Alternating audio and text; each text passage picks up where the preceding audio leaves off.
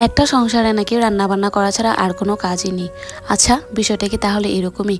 এই যে সকাল থেকে উঠে এত কাজ করলাম, রান্নাবান্না করলাম, ঘরবাড়ি পরিষ্কার করলাম, কাপড় চাপড় ধুয়ে নিলাম, এগুলো কি কোনো কাজই মনে হয় না?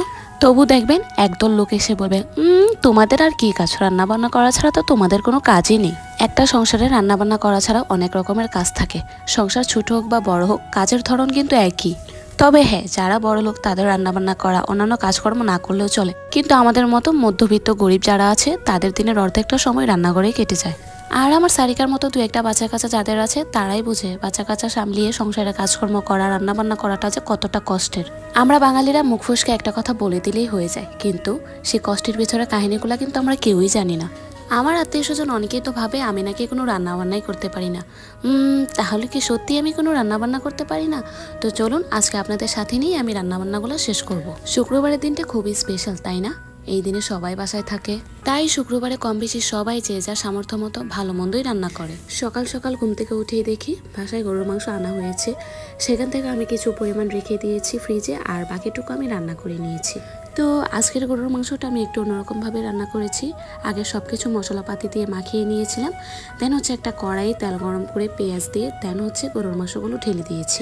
এই যে দেখেন, এইদিকে আমার মেয়ে কিন্তু পা দিয়ে আমার চালনিটা একেবারেই ভেঙে দিয়েছে। তাহলে বুঝুন বাচ্চা কাচ্চা নিয়ে রান্না করাটা কতটা মুশকিল। এক সাইডে কিন্তু গরুর মাংস রান্না হচ্ছে, আর আরেক পাশের চুলাতে আমি পোলাও বসিয়ে দিচ্ছি।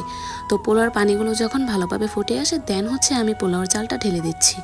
তবে আমি কিন্তু আমার লাইফের ফার্স্ট টাইম পোলাও রান্না করছি। এর আগে আমি কখনো পোলাও রান্না করিনি। এমনি তরকারি আমি রান্না করতে পারি। এক সাইডে আমার রান্না হচ্ছে, আরেক পাশে চলে আসলাম রুমে, কারণ এখন আমার ঘর গোছাতে হবে। এসেই দেখি যে আমার সারিকা পুরো বেড এলোমেলো করে রাখছে। তো আমি বাসায় অল টাইমই দেখা গেছে যে আধপুরান চাদরগুলো বিছিয়ে রাখি, কারণ একটা চাদর আমি 2 দিনের বেশি ইউজ করতে পারি না সারিকার জন্য। সেক্ষেত্রে আমি যদি একটা নতুন বিছানার চাদর বিছিয়ে ফেলি তাহলে সেখানে একটু দাগ বসে গেলে দেখা গেছে সেটা আর তোলা আমার পক্ষে সম্ভব হয় না। কাজের ফাঁকে একটু দেখেও নিলাম সবকিছু ঠিকঠাক আছে কিনা। তো আমার রান্নাবান্না কিন্তু শেষ। তারপর আমি চলে আসলাম ওয়াশরুমে, কারণ হচ্ছে আমার অনেকগুলো কাপড়, সেগুলো আজকে কাচতে হবে। প্রায় 2 দিনের কাপড়গুলো জমে গেছে। বাইরে যেহেতু বৃষ্টি, তাই কাপড় শুকানোর মতো কোনো ব্যবস্থা ছিল না। কিন্তু দেখেন আমার কি লাক, আজকেও বাইরে পুরো ঝুম বৃষ্টি হচ্ছে। কাপড়গুলো ভেজানোর সময় সারিকা আমার হাতে হাতে কাপড়গুলো আগিয়ে দিচ্ছিল। মেয়েরা বুঝি এরকম লক্ষ্মী হয়, তাই না? মায়ের সাথে সাথে অনেক কাজ করে। কিন্তু দেখেন আমার মা তো আমাকে দিয়ে কোনো কাজই করায় নাই। আমিও ইচ্ছা করে আগ্রহবশত কোনো কাজই করে দিইনি আমার মাকে। এখন পরের বাড়িতে এসে আমার কত কাজই করতে হয়।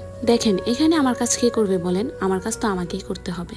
আর আমি আমার কাজগুলো নিজে করতে বেশি পছন্দ করি। যাই হোক, শাওয়ার নিয়ে আসলাম, এসেই দেখলাম বাইরে খুব মিষ্টি একটা ওয়েদার, মানে বৃষ্টি আবারও হবে মনে হচ্ছে। তো যাই হোক, আজকের এই ব্লগটা এই পর্যন্তই। দেখা হবে পরবর্তীতে সুন্দর আরেকটি ব্লগ নিয়ে। সেই পর্যন্ত সবাই ভালো থাকবেন। Thank you.